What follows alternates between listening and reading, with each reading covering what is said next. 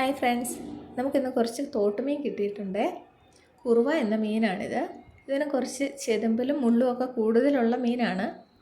എന്തായാലും തോട്ടുമീൻ ഒരു പ്രത്യേക സ്വാദാണല്ലോ. നമുക്ക് ഈ മീൻ ഫ്രൈ ചെയ്യാം. മീൻ നന്നാക്കുന്ന സമയത്ത് നമുക്ക് ആവശ്യമായ മസാലക്കൂട്ട് റെഡിയാക്കാവേ. ഇതിനായിട്ട് ഒരു മിക്സിയുടെ ജാറിലേക്ക് കുറച്ച് വെളുത്തുള്ളി, കുറച്ച് ഇഞ്ചിയും ഇച്ചിരി കുരുമുളകും കൂടെ ഇടുകയാണേ. ഇനി നമുക്കിതൊന്ന് ക്രഷ് ചെയ്തെടുക്കാം. ഇത് ഒത്തിരി അരഞ്ഞു പോകാതെ ശ്രദ്ധിക്കണേ.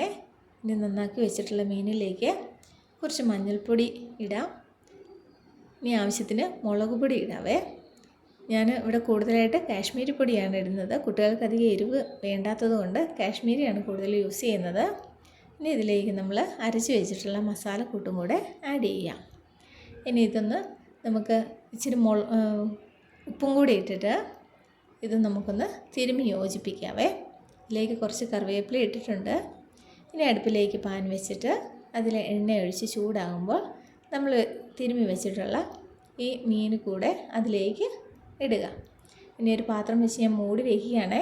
ഇതെന്തിനാണെന്ന് ചോദിച്ചാൽ മീനൊന്ന് സോഫ്റ്റ് ആവാനും നന്നായിട്ട് വേവാനും സഹായിക്കും.